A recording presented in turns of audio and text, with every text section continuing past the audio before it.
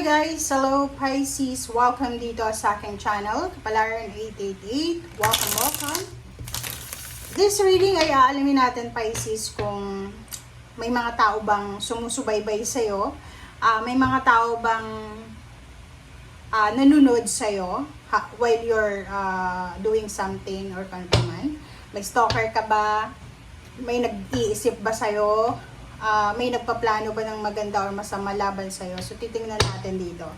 Okay, so this is general, money, career, financial, love life, family life, plans, manifestation, lahat nandito. Okay, tingnan natin.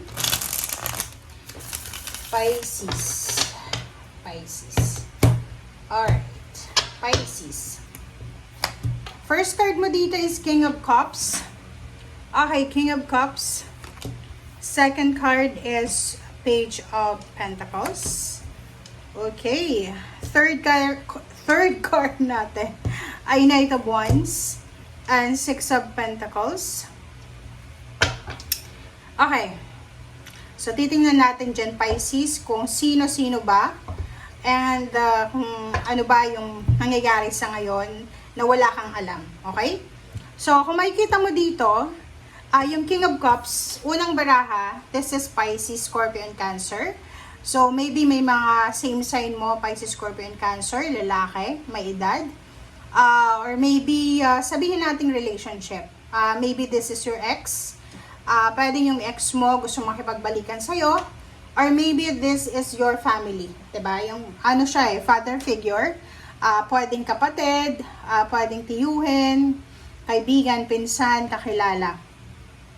So, ang taong ito ay, kumbaga Pisces, maganda yung, kumbaga, naging pagsasama nyo ng taong ito. But, siguro hindi naman perfect yung life natin dito sa mundo. So, may mga pagkakataon na hindi naging maayos yung communication or anything. So, ang taong ito, gusto niyang makipagbalikan sa'yo or gusto niyang bumalik sa buhay mo. This is your emotion.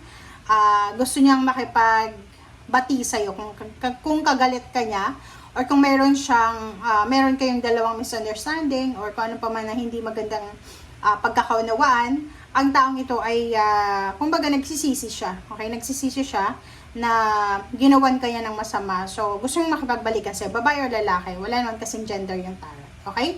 So, in terms of relationship. Next card natin, this is Page of Pentacles. So, nakikita ko, related pa rin siya dyan sa taong yan. Sinasabi ng barahang ito na siguro yung taong ito ay hinahanap ka.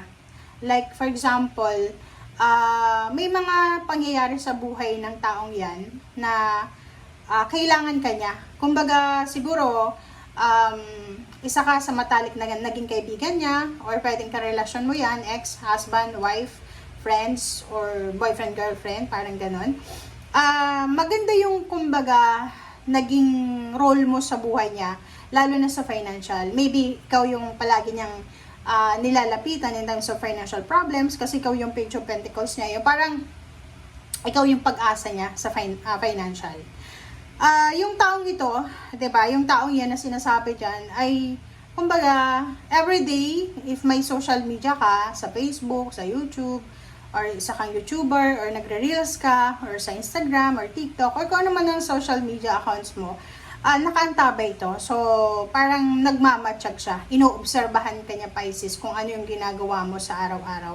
And yung Page of Pentacles dito, nakikita niya, Pisces, na maganda yung buhay na meron ka, financial. So, like for example, pwedeng makaresonate dito yung mga Pisces na nagkaroon ng problema sa kanilang karelasyon dati, or sa kamag-anak, or sa friend, or sa katrabaho, or sa boss, or kung kanino pa man, na akala ng mga taong ito, akala ng taong yan is malulungkot ka without them, 'di ba? Yung parang natapos yung relationship, natapos yung partnership and collaboration. Akala nila iiyak ka, akala nila maglulupasay ka, madidepress ka. But based sa nakikita nila sa'yo, sa araw-araw na ginagawa mo, yung taong ito ay, kumbaga, para iniisip nyo na wala lang kay Pisces ka.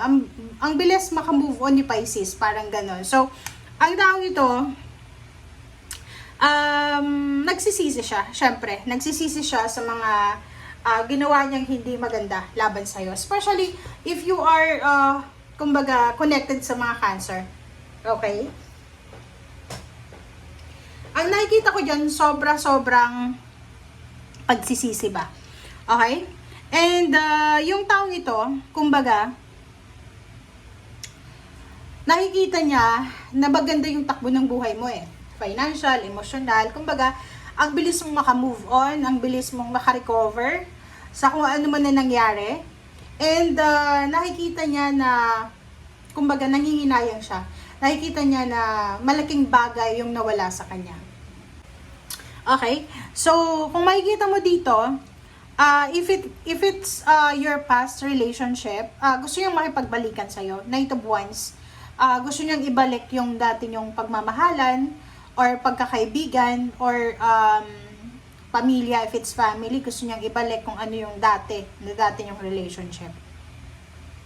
Yung Six of Pentacles, ikaw to eh. 'Di ba? Yung parang ikaw yung ilaw sa kanilang financial na scarcity. 'Di ba? Halimbawa, bilang isang Pisces, pag may mga kailangan yung mga tao sa paligid mo na andyan ka, para magpautang, para tumulong emosyonal, spiritual, financial, physical, or kung ano pa man na pwede mong maitulong. Yung pagiging matulungin mo, yung pagiging generous mo, or yung parang mabilis kang mauto.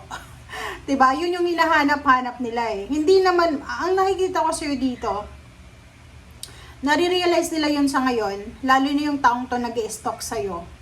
Nare-realize niya na malaking bagay yung sinayang niya. Nung nawala ka, or yung nawala ka sa buhay nila, parang medyo naging imbalance, lalo na sa financial. Okay? Kaso lang, ang nakikita natin dito, puro lang ikaw bigay ng bigay. So, hindi siya balanse. Dapat kasi pag may relationship tayo, diba, kahit sa asawa, sa boyfriend, girlfriend, parents, siblings, friends, kailangan mutual siya. Hindi lang yung puro get ng get, hindi lang yung puro give ng give. Dapat may get and get. Get and give. Okay? Okay, nagkamali na naman ako. Okay, so, dito naman sa ilalim niya, there's Empress. Okay, so yung Empress na to, sinasabi ng baraha sa'yo na yung taong yan na iniisip ka, gusto niya talagang makipagbalikan. Gusto niya magsimula ng bagong relationship, bagong buhay sa'yo. Okay? Yeah. In terms of relationship man yan, sa emotion or sa money, gusto nilang makipagbalikan sa'yo. And Page of Cups, sinasabi ng barahang ito na maybe you will receive an email, a chat, a call, or maybe a communication na posibleng may mag-offer sa'yo ng kumbaga apology, 'di ba? May hihingi ng tawad, 'di ba? This is your past. Okay? So 'yun. So ihanda mo yung sarili mo, Pisces, para sa mga taong 'yan. Kung sino man 'yan, this is from your past. 'Yan yung posible na dumating sa iyo, na pwedeng magdala sa iyo ng posibleng confusion, or pwedeng magdala sa'yo ng kung ano man na emotion yan. But, you need to be very careful ha. Kasi, ang taong yan ay ilang beses ka nang sinaktan, ilang beses ka nang ginawa ng masama. Kung paulit-ulit lang yung ginagawa nila sa'yo, wala nang improvement, diba? Tatanda ka na lang na ganyan. Okay? Okay, ano ba ang advice sa'yo ng ating spiritual helpers and guides? Pisces. Okay, first card. This is your advice. And horse.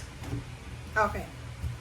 Swan and horse. Okay, so kung makikita mo dito sa swan, sobrang illuminated siya, diba? Parang kumikislap. Sinasabi ng baraha dito na demonstrate grace and majesty, Archangel Bukti. Diba? So parang, graceful, dapat graceful ka. Kung ano man ito na, kung sino-sino man yan, mga taong yan na nagmamasid sa'yo, nag-stalk sa'yo, binabantayan yung bawat galaw mo. hayaan mo lang sila. Okay? So, wag ka nang, kumbaga, wag ka nang magbigay ng energy or emotion dyan sa mga taong yan. And next card natin is Horse. Care for others and let them be free. Archangel Mary and Christiel.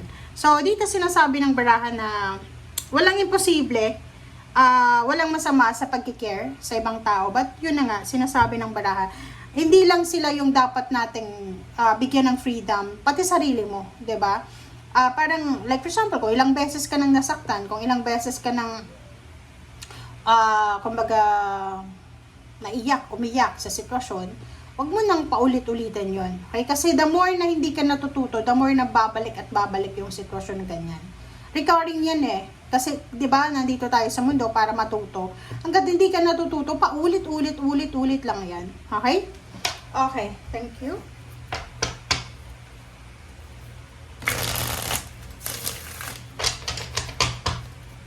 Okay, so tingnan natin dito. Pisces sa third deck mo. Ano pa ba ang messages, energy, para sa lahat ng Pisces?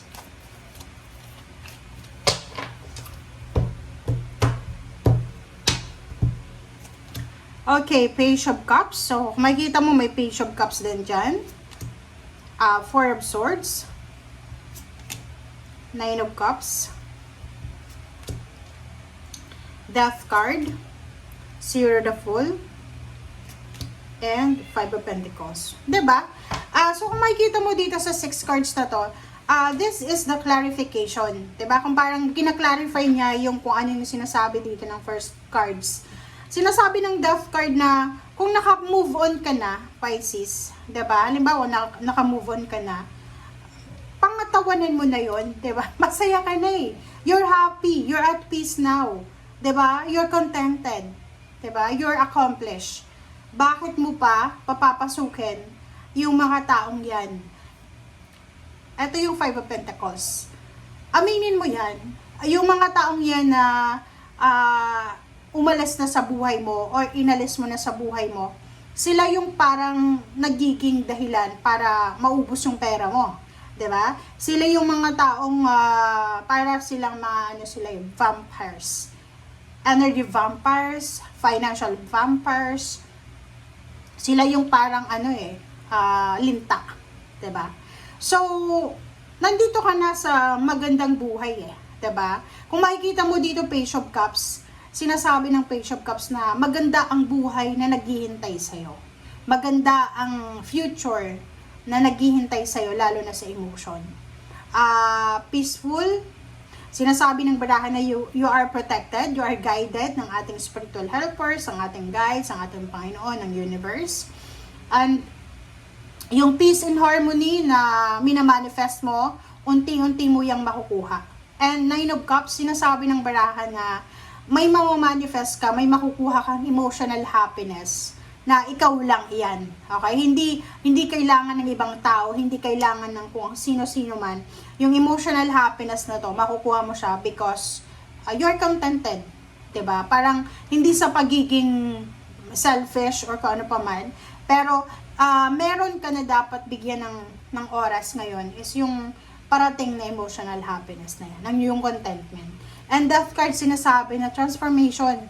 Kailangan mo nang baguhin eh. 'Di ba? Alisin mo na yung mga tao, sitwasyon, pagkakataon, yung past. And Zero the Fool, oras na para magsimula ng pagbabago. Okay? Oras na. Ang Zero the Fool na to, tsaka Death card, this is Alpha and Omega. Alpha and Omega and new beginnings. Closure and opening. 'Di ba? So, sinasabi ng baraha sa'yo dito na you need to be thankful and grateful kasi sa dami-dami Pisces na pinagdaanan mo na problema sa past, tingnan mo yan, naka-recover ka ngayon, di ba? So, habang kumbaga unti-unting nagiging tahimik yung buhay mo, emotional, financial, spiritual, or physical, kailangan mong kumbaga i-maintain mo na lang yan. Okay? So, tingnan natin kung ano yung kailangan mong advice. This is from the universe. Okay. Pisces, ano ba ang advice sa'yo ng universe?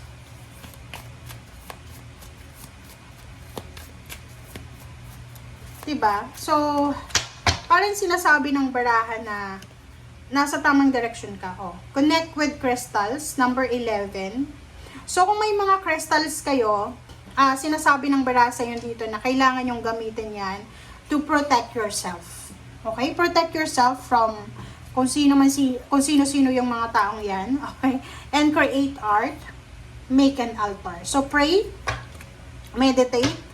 Okay? Meditate, pray, spend time with God, with your spiritual. Yun yung pinaka-importanting kailangan mong gawin. And cast a circle around you. Healthy boundaries para, diba, wala nang manggulo sa'yo. Kasi itong mga taong to na parang araw-gabi ka nilang iniisip, araw-gabi, parang nag-iisip sila. And hindi lang iisa yan marami sila, they are group of people siya na kumbaga gustong bumalik sa buhay mo after kanilang paulit-ulit kanilang ginagawa ng ganyan, 'di ba? Tinutulungan mo, inaaway ka. Tinutulungan mo ulit, inaaway ka. Yung parang several times mo silang pinatawad, several times ka din nilang ginawa ng masama. So akala nila anytime pwede ka nilang saktan, balikan, lalo na pamilya. Ang hindi nila alam, etong sitwasyon mo sa ngayon, dead end na to Yung parang sinasabi na, eto na talaga yung closure Kailangan mo ng alagaan ng sarili mo, okay? You need to protect yourself. Prayer, kasi kung makikita mo dito yung mga taong yan, balak nila na gawan ka ng, pinagpaplanuhan nilang gawan ka ng masama. Yung parang, mag-hire sila ng spiritual na tao para makabalik ka sa buhay nila ng sapilitan. Diba? So, mag-iingat ka. Okay, protect yourself and you are protected naman kasi yung forum source dito sinasabi you're protected ni Virgin Mary, ni Papa Jesus, ng universe, ng heaven. So, but you need to connect yourself or kumbaga strong connection okay sa Panginoon kasi siya lang yung pwedeng magdala sa iyo ng or magbigay sa iyo ng protection and magdala sa iyo ng katahimikan. Okay, so thank you guys for watching. Bye!